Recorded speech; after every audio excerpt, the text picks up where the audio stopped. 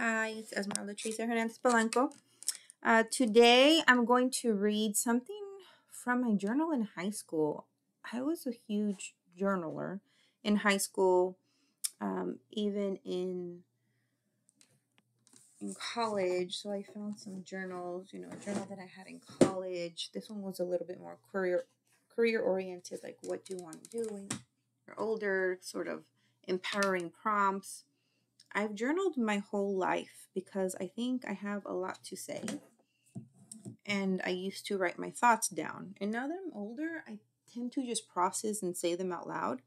Maybe because I don't sit there and write them anymore, or maybe I don't take the time to. But I've always had a lot of thoughts, just either ideas or maybe prompts to journal with. And I noticed that now that I'm older, instead of writing it down, I just say it out loud to myself half the time.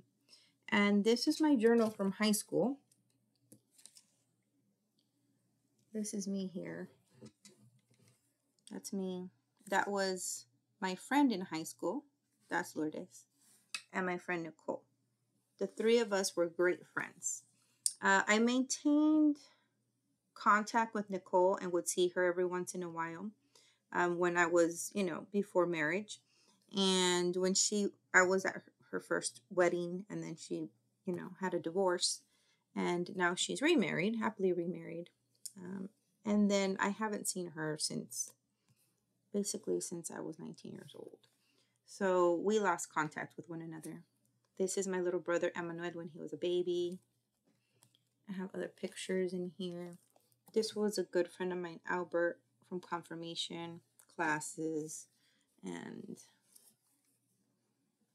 my dad, my mother, my siblings, Emmanuel and Bernadette, and Jose, known as Pepito.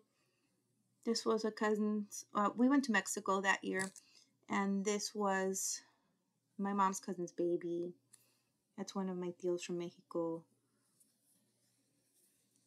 And just some of my artwork. My siblings and I, when we were younger. So I was about 15 in this picture. I think my sister Bernadette was about 3. Emmanuel was 1. And I don't know how old Pep was. Maybe he was 18. 18, 19? A little older. Let me see, 15. Maybe about 20. I think it was about 20. So there's a lot of kind of vulnerable and raw material that I would write about in here because I was always a thinker, and I still am a thinker. It's like I can't turn off my thinking brain. And I don't think it's a bad thing because it makes me a writer. But maybe I should write my own book. I know that my brother Emmanuel told me once, you should just write a memoir. Write a memoir about your life. You've had so much life experience. Just write a memoir. And I was like, who would want to read about my life? And he said, a lot of people would want to read about your life. So I said, okay, we'll see how that goes. But I haven't done it yet. Maybe you should. Maybe you shouldn't. Who knows? If you want to sponsor me to write a book about my life, let me know. But my little brother thinks it's a good idea. But this one, it's interesting. Let's see. This is dated August 6, 2001. So that means I had just graduated high school, and I was in the interim that summer before leaving to UC Santa Barbara and going to college. And so it's called Dating 101. Dating. What can you say? You either date or you don't. You want to or you don't. Dating comes with circumstance and with mood. You have to be in that social mingling mood in order to do it successfully. For example, if you don't feel like dating and your friend who thinks he or she is Cupid fixes you up with a really nice guy, well, you might have a great time. But if you're not in the mood to mingle, then the odds are against you. The best time to date is when you feel ready and up for it. Otherwise, you'll just do it because it's just the thing to do. Well, not dating could be the thing to do too. It's absolutely up to the individual. The process of dating is so much better when a guy you're somewhat interested in or just up for getting to know asks you out. You learn a lot about a person, about people in general, through dating. Dating is a process in which one figures out the pros and cons of the opposite sex, but most of all, the qualities they like and don't like in a dating partner. Through dating, one learns a lot about oneself too. They learn whether they are vulnerable, gullible, honest, faithful, affectionate, emotional, passionate, stubborn, patient, or impatient, and to what extent. One learns all this about their dating partner too. There's so much to learn about people, about the human race, that the closest thing that we come to in analyzing humanity is by focusing all our attention on one being, that one person that we grow fond of and are astonished by. They become that one person we fall deeply in love with and want to know everything about. It's not an easy task, but with a little bit of love, anything is possible. It's giving up that makes it impossible. It's not good to compare one relationship to another because no relationship is the same. No two people click the same way. It's a whole different formula, a whole different chemistry that's created by two distinct individuals, two distinct personalities. Yet comparing helps you realize that you can't settle for less just because you don't think you can do better. To be truly happy with a person, you need to make sure you're being treated right, the way you want to be treated and deserve to be treated. Dating, some people do it more than others. Some people can date a whole lot of people at the same time. I know I can't. Too confusing. I deal with them one at a time. When it comes to dating, my mind shifts back and forth. Sometimes I feel like there's no one out there for me to date, but then I think to myself, there's like 50 million fish in the sea. There has got to be someone for me to date, someone I will click with and get along with. Then I think I won't find anyone to date because I'm like everyone else. I'm different, unique. It's not something I'm making up. Everyone tells me, well, just about everyone, that I'm unique. That is, I'm a plain rarity. Maybe it's not so much that there aren't people to date, but rather people, guys that I would want to date. Guys that tickle my fancy, per se. I don't know. Dating is weird sometimes, and I can be real shy sometimes. Well, most of the time. I'm alright just talking to a guy, but when he tells me I'm beautiful or something, I freak out. This was 18-year-old me, okay? I don't want to hear it because I don't know how to react. All I say is thank you. What else can I say? Personally, I'm alright looking, but not, oh my gosh, beautiful. Although some guys think I am. Maybe just because I'm a girl. Who knows? Maybe they're desperate. Basically, to put it in a nutshell, dating is a process of elimination in which the individual eliminates those who do not turn out to be a perfect match until they find that one person, their soulmate perhaps, that one perfect person they click perfectly with and makes everything so blissful and worthwhile. They find that person that truly captures their heart. Then they get married and live happily ever after. Well, maybe not happily ever after, but it's a nice thought. One day my Casanova, my Prince Charming, will come my way, sweep me off my feet, and will ride on a beautiful white horse to our castle in our vast kingdom. Boy, do I have a big imagination. That's a really girly romantic thought. I guess I'm somewhat of a romantic after all, except I don't show it as much as a guy would. I guess. Call me old-fashioned, but I want the guy to romance me and sweep me off my feet. I want the guy to work for my love and affection. I guess I'm somewhat hard to get. Sometimes. Most of the time. My ex calls that stubbornness. Haha. So, it's funny that I had these views of dating when I was 18 years old. And now I'm 41 years old. And some of it's still very true. A lot of the times I'm just like, do I really want to make time to date? Is it worth it? You know, there are 50 million people in the sea. Like, I don't have to settle for one person. It's funny because a lot of my sense of self at 18 is still very, very true today. And what I notice in some aspects, there's a lot of my self-confidence is very different than when I was 18 years old. When I was 18 years old, I was kind of borderline anorexic, and I struggled with eating. And now that I'm older, I'm completely opposite. It's like I want to have that burger because if I die tomorrow, I want to say I had that burger. Like, I'm not going to miss out on my life of of this tasty food. But when I was in high school and I was taking AP classes and honors classes, I think a lot had to do with stress. And I could eat an apple and a carrot, and that could be all I had for the whole day. And people might not know that. You know, I counted calories, I was stressed all the time. I was taking honors classes and AP classes, and it's something that I struggled with. But now in this age of my life, you know, it makes me laugh when people say, "Oh, she's chubby now," or "She got fat," because I was a stick in high school. But it's even funnier that I don't care because my comeback for that is, do you know how long it took me to get to this point in my life? I'm like, thank you, Jesus. I'm so healthy in that sense, you know, that I don't feel the need to gauge my beauty on whether I'm a size 0 or a size 10. I believe that beauty is in the eye of the beholder. And I think once you take time to know who you are as a person and love yourself as a person, you'll see that. And some people are like, "You're so conceited, you know, you love yourself too much," type of thing. But I just like who I am as a human being. I like that I love to sing and I like to dance, and there's certain things about me. I love that I express myself, and I think it's funny that I'm always talking, and half the time I'm talking to myself, and I think people think I'm crazy.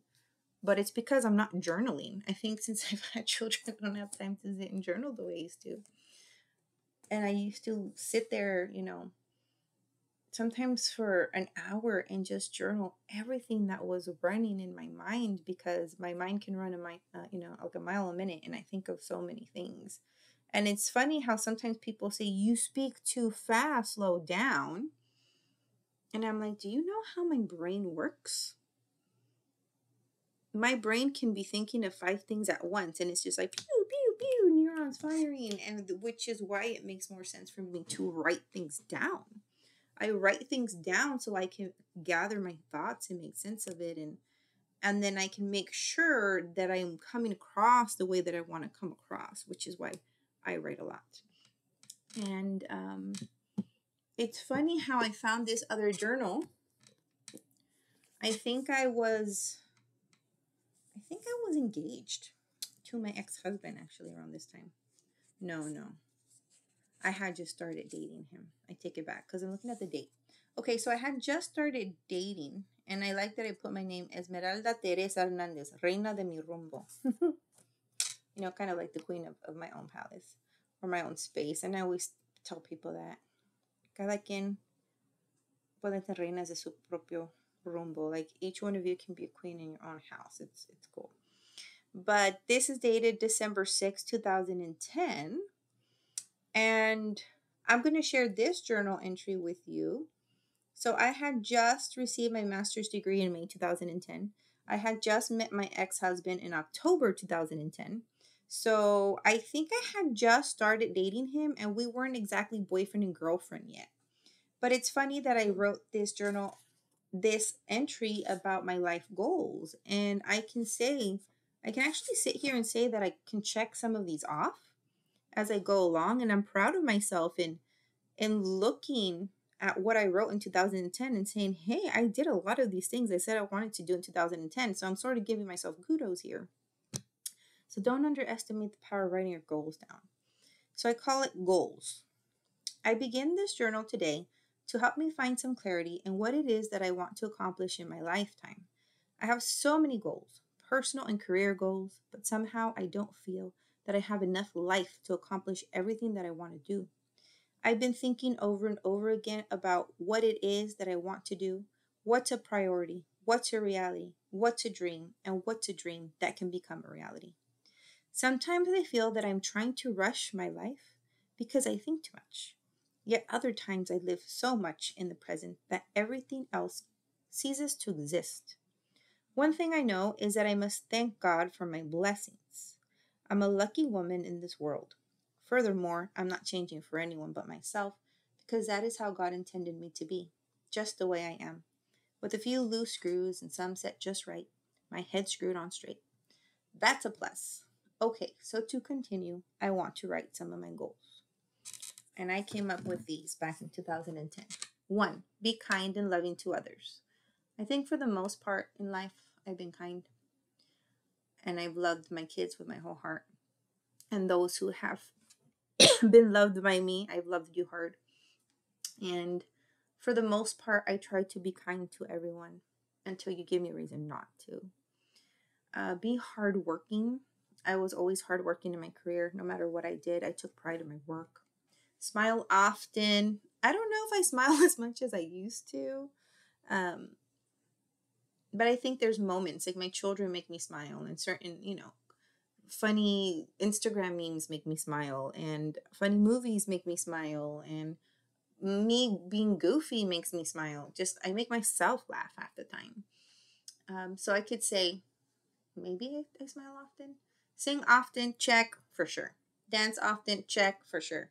Grow in my therapeutic career. I worked as a therapist for 6 years. I studied psychology, and I went ahead and I went from therapy to education, to working in education, but definitely still career. Travel and see the world. I've definitely traveled. I've been to Europe. I've been to Spain. I've been to France. I've been to Italy. I've been to Kauai. I lived in different states, Florida, Montana. I've been to Georgia. I've been to South Carolina. I still want to travel. That's, not something that I give up on if and when I can. And now I have my kids. So I want to travel with my kids when I can. Let's see. Play an instrument. I still need to do that one. Not there yet. Learn about wine. Oh, yeah. In my 20s, I took wine tasting tours, and I had a book called The Wine Bible. I definitely learned about wine. Make my own wine. Haven't done that yet. Own a small hacienda like Latina flavored vineyard. That would be cool. I'm not there yet either. Find and cherish the love of my life. Define love of your life. My cousin once told me we're allotted 3 great loves of your life and nothing more, I mean, I've loved more than one man in my life, a boyfriend in college, my ex-husband, someone that I dated for 5 years, things of that nature. So can we say that there's a love of your life? Maybe some people can, maybe some people can't. I think the love of my life are my children. When I had Evangeline and I held her in my arms for the first time, I remember I told her, you're everything I needed and didn't know I wanted, or you're everything I wanted and didn't know I needed. It was just the way I said it to her was like, my life is now complete when I became a mom. It was the most beautiful experience for me, and one that I never regretted. Being a mom has been my greatest joy and blessing. Love no matter how many times I get hurt. Love no matter how many times I get hurt. I think that just comes with time. I don't look for it. I like to think that love is natural. But I love my children with all my heart. So paint once a year. Oh, definitely. Nailed it. Live a healthy lifestyle. Eat healthy, work out. For the most part, I did that for many years. I can't say as much. I'm trying. I went grocery shopping today and I bought vegetables, and I said I'm going to eat more vegetables. So I should write that down as a goal somewhere. Read 1 book for fun every 3 to 6 months. I definitely do that now. And I read a lot to my children. So I'm going to go with yes, definitely. Always state your opinion calmly with confidence, and people will listen. No, people don't listen. I can be calm and confident and people won't listen. So I almost want to say it's not me, it's you. Never go to bed angry. I can't say I'm one who's lived by that rule always. Don't forget to say I love you to the people that matter. Oh, I always say I love you to my babies, my daughters. Laugh at yourself frequently. I laugh at myself every single day. Learn something new every day. I learn something new every day. Buy a home someday. Now, sometimes I'm like, do I want my own house someday? Do I just want an RV and travel? I don't know. I would do either, actually. Be a mother at least twice. Good. I have 2 kids. Give good, no amazing hugs. I think I can be a good hugger. I think my babies love my hugs. Listen without judgment. I think for the most part, I've lived my life that way. And it made me a good therapist. But have I never passed judgment on someone? I can't say that. I think I'm human too. I'm pretty sure my thoughts have crossed judgment. But I try to live without judging anyone else, because you never know somebody's life until you walk in their own shoes. So I don't think we should judge. Try new things always. Take a dance class. Done that. Appreciate your surroundings always. Have a cute puppy. I have guinea pigs. Just enjoy life, Miss Hernandez, is what I wrote in here. So it's good to look back at things that you've written down if you can. Write something today. Write your life goals today and check it out in 5 years. And did you accomplish what you wanted to accomplish? Were you able to do what you wanted? And is that still what you want to do? And if not, what are we going to do about it? What are we going to do about it? Excuse me. Go out there, figure out if there's something on that list that you weren't able to do, and go do it. There was another little list in here that I found that it said, read more to my children. And I was like, oh yeah, I definitely do that one. So I think it's nice to write your thoughts down. I've journaled so much in my life. I just don't always go back and read it. But when I do, I kind of sit here and reflect how it's either changed my life now, impacted my life now, many years later. I think it's really important that we self-reflect sometimes. How far have I come? Because like I tell people, it's not good to compare ourselves to one another. Compare yourself to a former version of you. All I can do is go back in 2010 and say, what was my life like in 2010 versus 2024? What have I changed that I like, and what has changed that I don't like? So what can I change now? How can I improve? I'm trying to find the other little list of things I need to do more of. I don't know if I can find it. Oh, here it is. So in 2018, I had a New Year's resolution. It said, move to a less toxic environment. Maybe I did that. Cook more. Nailed it. Esmeralda's Kitchen, I cook more. Read more to the girls. The girls being my daughters. Definitely nailed that one. Find a new career. Hold out for a good retirement job. The only reason I wanted a new career, and it's not because I didn't want to be a therapist, it's because I wanted to make sure I wasn't going to miss out on special moments for my children once I became a mom, which is why I switched to education. Because if I was a teacher, then I would be able to have the holidays off with them, and then I wouldn't miss holidays with my kids, and then I wouldn't have to find a babysitter for, the time that they were at home those 2 weeks for Christmas. Listen to more music. I listen to a lot of music. Maybe I listen to too much music. No, that's not even a good statement. What's too much music? I love music. Eventually get my own place for me and the girls. I've had my own place for my daughters and I many times. So I know it's just a matter of finding the spot where I would want to settle, maybe. Walk away from negative people. Oh, I do that with ease. I'm like, you see these dos patas? They are walking away. Make like-minded friends. Always have tried to make like-minded friends. So anywho, to the person who said, read us something from high school. I just read you something from high school and something from, my 20s. And just go out there and be you and journal. As a therapist, I always said, if you can't formulate your thoughts, journal, write them down. Because sometimes when we're heated and we're angry, we're going to say things we don't mean. But if we sit down and write and process, we can have more clarity of what it is that we want to say. Also, I think This is what I used to tell people I worked with. A journal doesn't judge and a journal doesn't talk back, right? Because when you're trying to talk to someone about how you feel, you might feel judged. Or when you try to talk to someone about how you feel, they might interrupt you. So it's good sometimes to talk to a journal. That's what I said. A journal doesn't judge and a journal doesn't talk back.